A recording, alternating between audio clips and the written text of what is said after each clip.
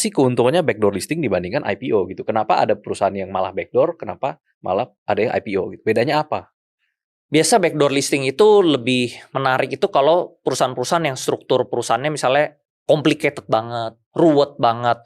Prosedur dia kalau IPO itu bisa panjang banget, butuh waktu lama banget gitu loh.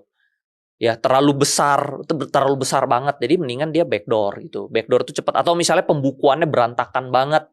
Dengan lu backdoor kan lu langsung punya cangkang yang kosong, lu langsung udah masukin aja gitu loh. Sedangkan kalau lu IPO dari nol tuh nanti ditanyalah inilah, itulah, ya.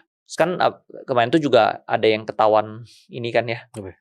Sogok yang IPO. Iya, masalah IPO ada sogokan ya. itu kan. Sekarang kan juga IPO jadi lebih makin ketat. Betul. Gitu loh. Ya, jadi lebih sulit ya. Lebih sulit daripada dia IPO sekarang sulit, ya mendingan dia backdoor listing. Jadi makanya belakangan banyakan backdoor listing karena lebih mudah dan lebih cepat.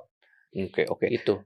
Mungkin, ya hitung-hitung biayanya ya lebih mahal dikit tapi ya masih oke lah gitu. Oh, mungkin kalau contoh yang biasa gue pakai ya bro ya.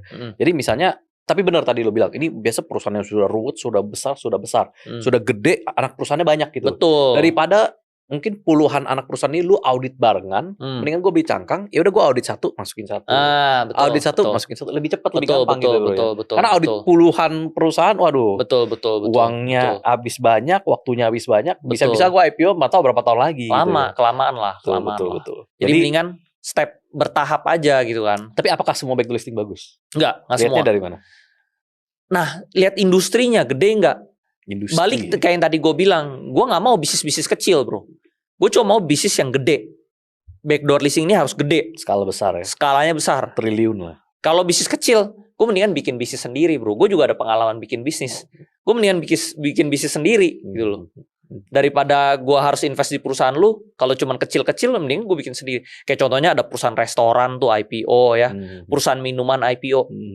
Lu gak usah IPO, gue bisa bikin restoran sama persis, minuman sama persis gue bikin aja. Kenapa gue harus beli perusahaan lu? Gue cuman invest kalau gue merasa gue nggak bisa bikin perusahaan ini. Yes, gua susah. Bisnis ini. Yes. Gue bikin sendiri susah. Mendingan gue gabung lu aja. Ya seperti itu. Jangan-jangan kalau semua orang mindsetnya kayak gini, itu saham publik restoran dan minuman sepi bro. Sepi. Ya memang nggak sepantasnya dia publik ya.